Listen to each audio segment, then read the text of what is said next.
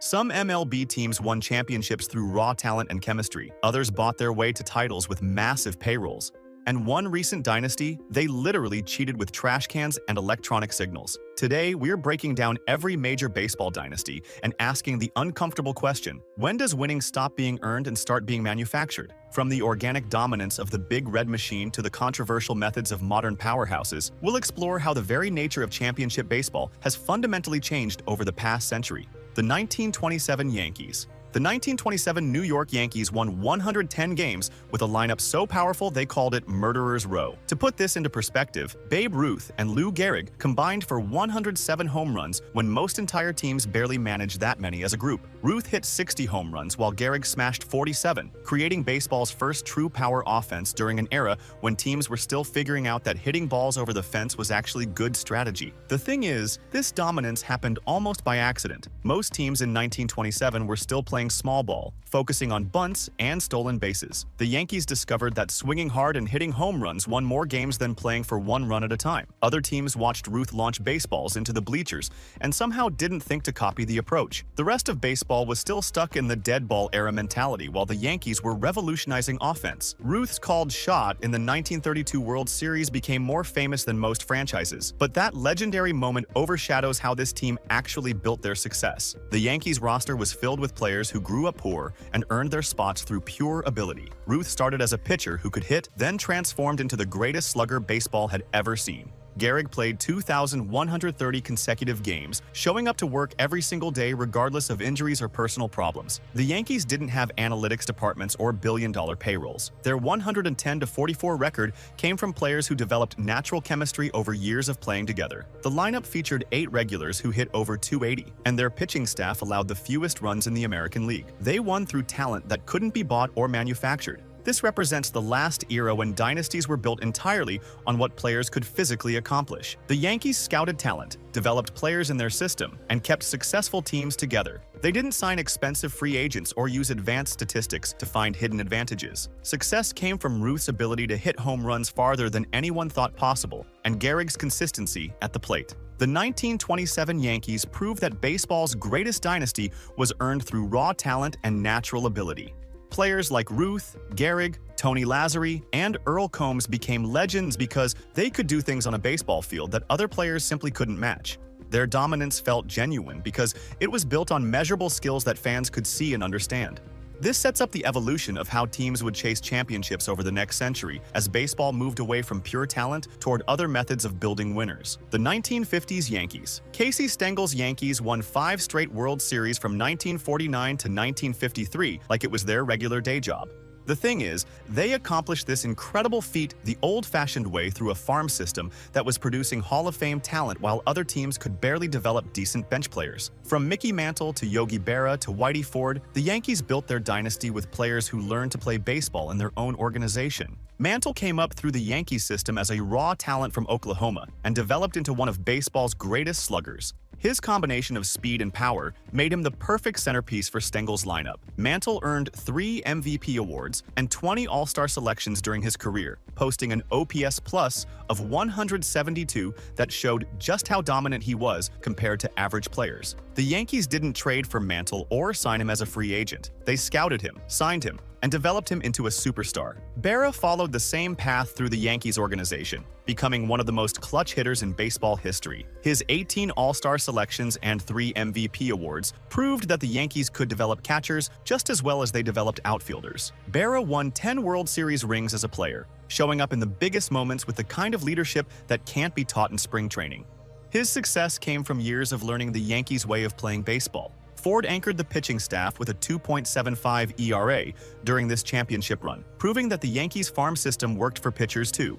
He won 236 games over 16 seasons and earned the Cy Young Award in 1961. Ford threw Don Larson's perfect game in the 1956 World Series, the only perfect game in postseason history. These weren't players the Yankees bought from other teams. They were homegrown talents who understood how to win championships together. Stengel managed this group by blending veteran leadership with young talent, creating the kind of chemistry that develops when players grow up in the same organization. Joe DiMaggio provided experience during his final years, while Mantle and Berra represented the future of the franchise. This balance allowed the Yankees to maintain excellence across multiple generations of players. The Yankees' farm system during this era was unlike anything baseball had seen before or since. They consistently produced Hall of Fame caliber players, while their competitors struggled to develop anyone who could contribute meaningfully at the major league level. This internal development gave the Yankees a massive competitive advantage that didn't depend on spending money or making trades. This dynasty represents the end of an era where teams could build champions primarily through their own player development systems. After the 1950s, baseball economics started changing how teams constructed championship rosters, making the Stengel Yankees the last great homegrown empire, the Big Red Machine. The 1970s, Cincinnati Reds had so many Hall of Famers that making the All-Star team was basically the minimum requirement for getting regular playing time. Pete Rose, Johnny Bench, Joe Morgan, and George Foster created a lineup where every single position featured elite talent that the Reds developed through their own scouting and farm system. The Great Eight collectively earned 25 Gold Glove awards and made 63 All-Star Game appearances, showing just how loaded this roster was with individual talent. The thing is, despite having 8 future Hall of Famers on the same team, this dynasty was built through internal development rather than expensive free agent signings. The Reds scouting department proved exceptionally successful at identifying talent that other teams missed or undervalued. Rose became MLB's all-time hits leader with 4,256 hits and earned 17 All-Star selections. Bench won 2 MVP awards as a catcher and collected 10 Gold Glove awards. Morgan grabbed back-to-back MVP awards in 1975 and 1976, while also winning 5 Gold Gloves as a second baseman. The Big Red Machine won back-to-back World Series in 1975 and 1976. In 1976, they won a perfect 7-0 in postseason games, sweeping both the NLCS and World Series while outscoring opponents. In 1975, they defeated the Boston Red Sox in a legendary 7-game World Series. Tony Perez consistently drove in over 100 runs, while George Foster hit 52 home runs in 1977, showing the kind of offensive production this team generated year after year. Ken Griffey Sr. batted over 305 different seasons during this period, proving the depth of talent throughout the entire roster. Rose's hustle, Bench's leadership behind the plate, and Morgan's clutch hitting represented the kind of team chemistry that developed over years of playing together in the same organization. These players learned how to win championships together because they grew up in the Red system and understood each other's tendencies and abilities. The distinctive mustaches and questionable 1970s hair became part of baseball lore, but the real story was their organic team-building approach. The Reds proved that sustained success could come through talent evaluation and player development rather than payroll advantages. Their scouting department consistently found players who would become superstars, then developed them within their own system to create exceptional team chemistry. This internal focus allowed the core players to develop a shared understanding of how to win games and championships together. This represents the peak of building dynasties through internal chemistry and homegrown talent development. The Big Red Machine shows what becomes possible when organizations focus on building from within their own systems rather than shopping for solutions through trades or free agency. Their success came from years of developing talent together in the same organizational culture. The 1970s Athletics. Charlie Finley's Oakland Athletics won 3 straight World Series from 1972 to 1974, despite the players literally hating each other and sometimes their eccentric owner. The Green and Gold Circus featured Reggie Jackson, Catfish Hunter, and Raleigh Fingers winning championships while engaging in clubhouse brawls that became almost as famous as their on-field success. The thing is, this team succeeded through raw talent and competitive fire rather than team-building exercises or expensive free agent signings. Jackson's massive ego clashed with everyone on the roster, including teammates and coaches who found his personality difficult to handle during the long baseball season. His postseason heroics earned him 2 World Series MVP awards through pure performance, proving that individual talent could overcome personality conflicts when it mattered most. Jackson hit .310 with 18 home runs during those 3 championship runs, showing up in October when the games counted most. Hunter anchored the rotation after winning the 1974 Cy Young Award with a 25-12 record and 2.49 ERA. becoming one of baseball's most dominant pitchers during this championship period. Fingers pioneered the modern closer role by appearing in 16 World Series games across those 3 championships, posting a 1.35 ERA while saving 6 games. His submarine delivery and famous handlebar mustache made him one of the most recognizable relief pitchers in baseball history. The famous mustaches and colorful uniforms masked a team that was built through the draft and smart trades rather than free agency spending. Findlay's Athletics developed most of their core players through their farm system, then made strategic trades to fill specific roster needs.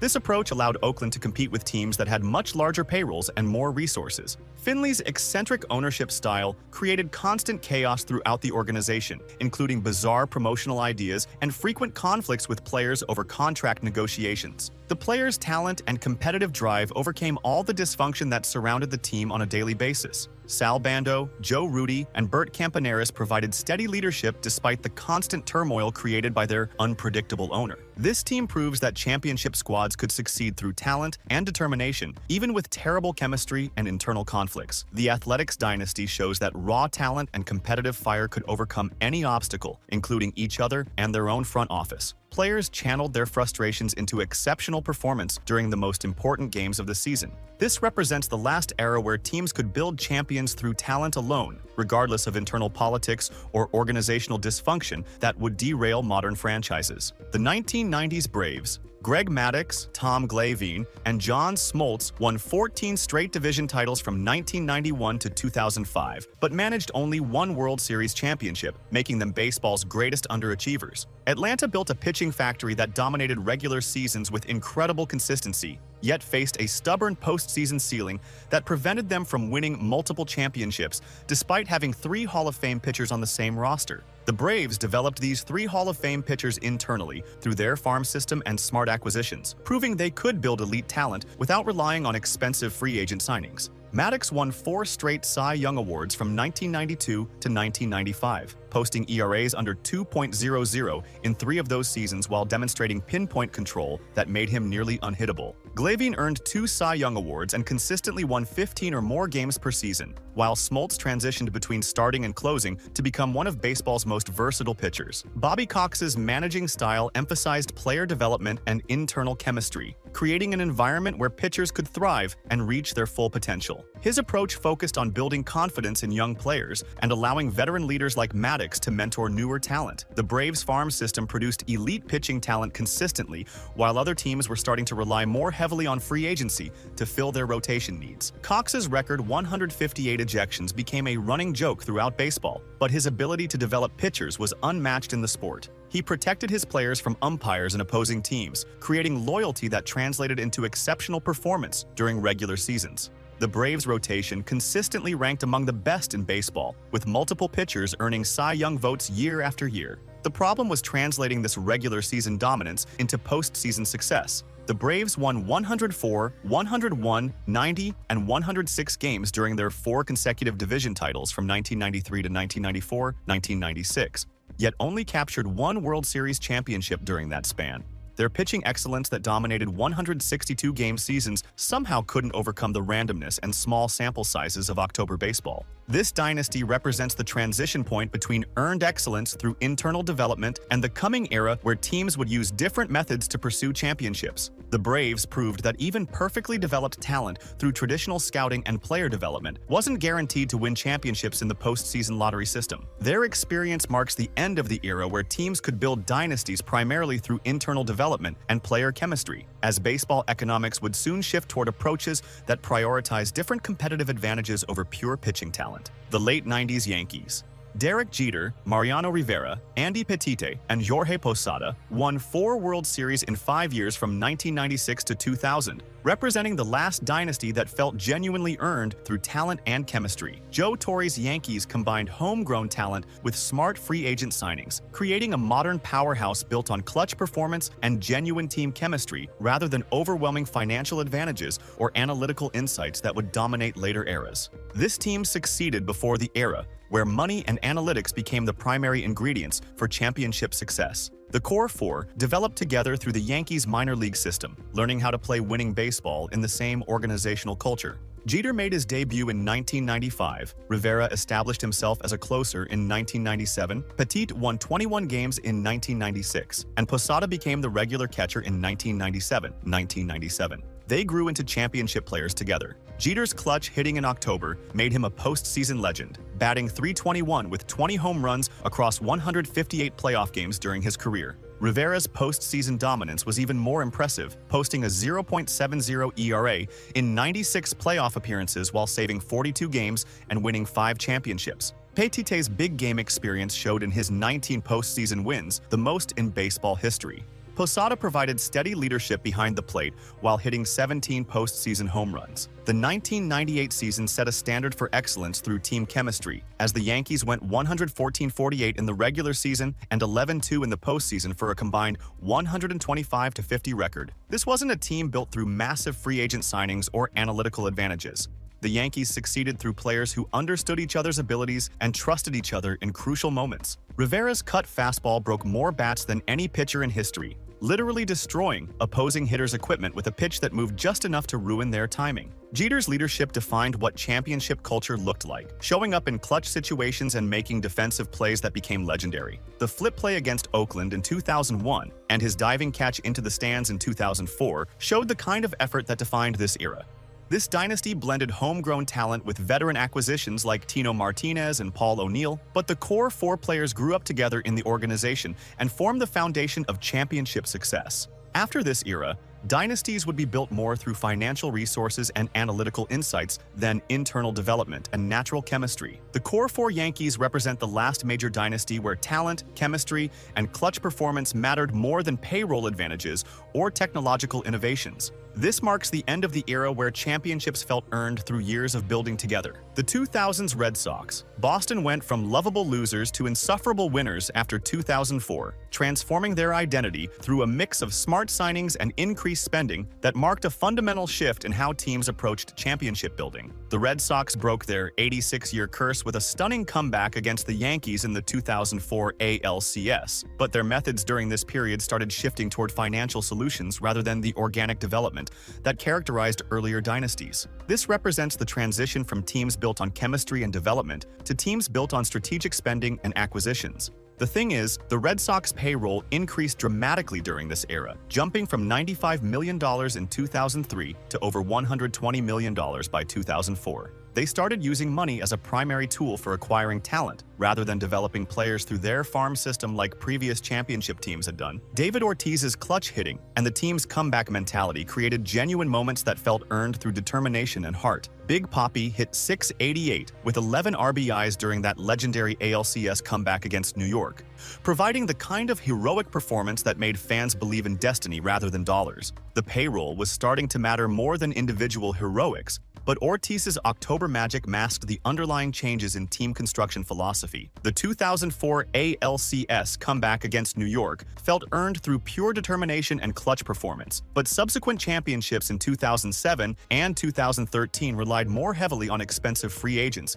and strategic acquisitions. Boston signed players like J.D. Drew for $70 million and traded for expensive veterans to fill roster gaps. Their approach combined early analytics with increased spending, marking the beginning of the modern championship-building era that prioritized financial resources over internal development. The Red Sox proved that breaking curses required both talent and financial resources, not just heart and determination like the romanticized version of their story suggests. They outspent most of their competition while also using analytical insights to identify undervalued players and market inefficiencies. This dual approach of money and data became the template that other teams would follow in subsequent years. Boston's payroll rankings consistently placed them among the top 5 spenders in baseball during their championship years. They could afford to make mistakes on expensive signings because they had the financial resources to absorb bad contracts. This dynasty shows how teams started using money as a primary tool for building championship rosters rather than relying solely on scouting and player development. The Red Sox transformation marks the beginning of the era where championships started being bought rather than purely earned through organic team building. This represents the shift from dynasties built on chemistry and homegrown talent to dynasties built on strategic financial advantages and analytical insights. The Giants. Bruce Bochy's San Francisco Giants won 3 World Series titles in 5 years from 2010 to 2014. all in even-numbered seasons, through a mix of homegrown development and strategic acquisitions that represented the evolving nature of dynasty building. The Giants' even-year magic relied heavily on Madison Bumgarner's postseason dominance and Buster Posey's leadership behind the plate. But their approach showed how teams were starting to blend traditional methods with modern resources. This dynasty straddled the line between earned excellence and strategic resource deployment, making it difficult to categorize alongside purely homegrown champions or purely purchased teams. The Giants developed their core players through their farm system while making targeted signings to fill specific roster needs. They combined old-school scouting and player development with increased analytical insights and selective spending on key veterans. Bumgarner's 2014 World Series performance became legendary when he threw a complete game shutout in Game 1, won Game 5 as a starter, then came out of the bullpen to save Game 7 on just 2 days of rest. His 0.25 ERA across 23 World Series innings that year represented pure talent and determination that couldn't be bought or manufactured. Bumgarner struck out 17 batters while allowing just 1 earned run during that championship run, showing what individual excellence could accomplish in the biggest moments. Pablo Sandoval's 3-homer World Series game in 2012 against Detroit demonstrated another example of clutch individual performance that defined this dynasty. The Kung Fu Panda became just the 4th player in history to hit 3 home runs in a World Series game, joining Babe Ruth and Reggie Jackson in that exclusive club. His performance helped the Giants sweep the Tigers while showcasing the kind of unexpected heroics that made their championships feel special. The Giants developed core players like Posey, who won Rookie of the Year in 2010 and MVP in 2012, while making strategic signings like Hunter Pence and signing veterans such as Edgar Renteria. Posey came through their farm system and became the emotional leader of all 3 championship teams. Tim Lincecum won 2 Cy Young Awards before transitioning to a relief role during the later championships, showing how the organization adapted player roles to maximize talent. Their approach combined traditional scouting methods with analytical insights that helped them identify undervalued players and optimal roster construction. The Giants proved that teams could still win championships through a hybrid approach that valued both homegrown talent and strategic resource allocation. This dynasty represents the transition point where teams started blending old-school development with modern analytical and financial advantages rather than relying solely on one approach. The Astros. Houston built an analytics-driven machine that culminated in a 2017 sign-stealing scandal, proving that modern dynasties could literally be manufactured through technology rather than developed through talent. The Astros used trash cans and electronic signals to steal signs during their championship season, creating a World Series victory that was manufactured through systematic cheating rather than earned through superior baseball skills. The thing is, this dynasty represents the ultimate corruption of championship building, where technology replaced talent as the primary competitive advantage. The Astros installed cameras in center field to capture opposing catchers' signs, then relayed that information to hitters through an elaborate system of banging trash cans in the dugout tunnel. Players knew what pitches were coming before they stepped into the batter's box, giving them an unfair advantage that no amount of natural ability could match. The 2017 scandal revealed a systematic cheating operation that extended throughout the organization and gave Houston an illegal edge during their World Series victory over the Dodgers. MLB's investigation found that the Astros used this system throughout the 2017 season and into the 2018 playoffs, affecting hundreds of games and thousands of at-bats. The scope of the cheating showed how modern technology could be corrupted to manufacture competitive advantages. Jose Altuve's popularity oscillated wildly between adoration and backlash as fans struggled with how to view his accomplishments during this period. The second baseman won the 2017 MVP award while benefiting from the sign-stealing system, creating questions about whether his individual success was earned through talent or aided by technological cheating. His reputation suffered permanent damage despite his obvious skills as a player. The 2022 championship created a paradox where the Astros both restored some credibility and maintained lingering resentment from fans and players around baseball. Houston won that title without any cheating scandals, proving they could compete legitimately, but many observers viewed it as a spite championship rather than redemption. The team's success felt hollow to many because of the lasting effects of their earlier cheating. Houston's approach showed how analytics and technology could be corrupted to manufacture advantages rather than develop talent through traditional scouting and player development methods. Their systematic cheating represented the extreme end of how modern resources could be used to artificially create championship success through technological manipulation. This represents how far championship building has moved from pure talent and chemistry toward manufactured advantages that have nothing to do with baseball skills.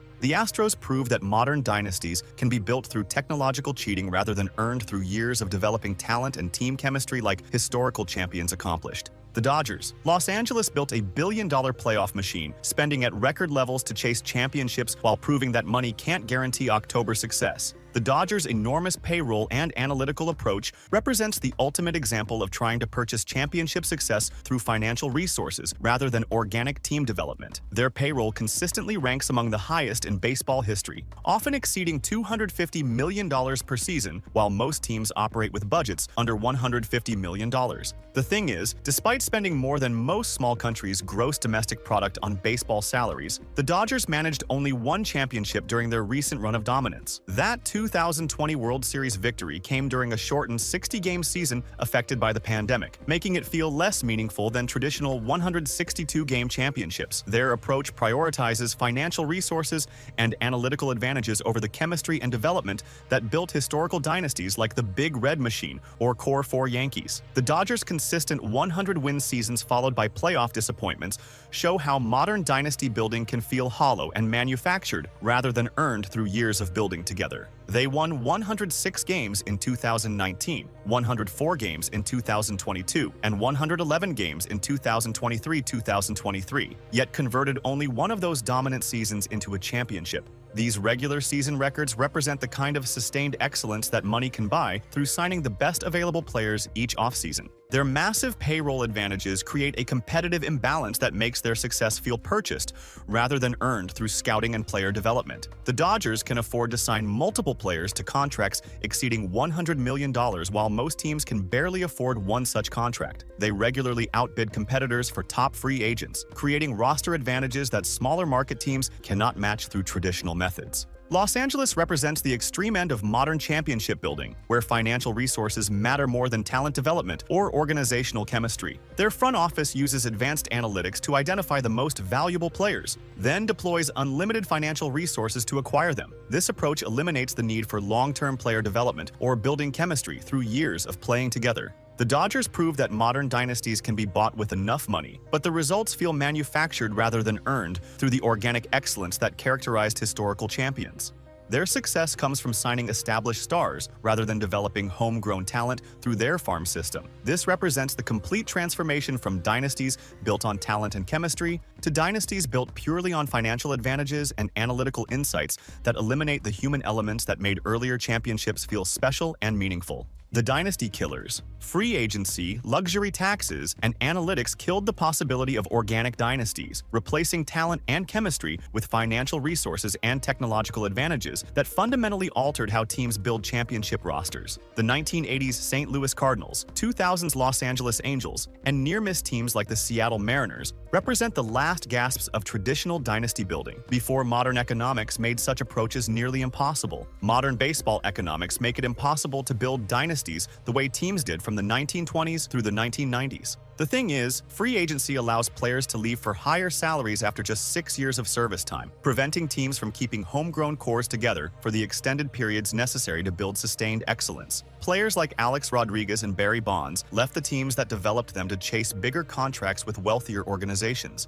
The Mariners provide the perfect example of how modern economics prevents sustained success despite decades of talent development. Seattle had Ken Griffey Jr., Randy Johnson, Alex Rodriguez, and Edgar Martinez during the 1990s, yet never reached a World Series. Each of these Hall of Fame caliber players eventually left for bigger contracts elsewhere. The Mariners won 116 games in 2001, but lost Rodriguez to free agency before that season, showing how player movement undermines long-term team building. Luxury taxes and revenue sharing create artificial constraints that favor teams with the highest financial resources rather than the best scouting and development systems. Teams like the Yankees and Dodgers can exceed the luxury tax threshold year after year because they generate enough revenue to absorb the penalties. Smaller market teams cannot compete with this approach, forcing them to trade away talented players before they become expensive through arbitration or free agency. Analytics have become more important than scouting and player development in how teams evaluate and build rosters. Front offices now prioritize advanced statistics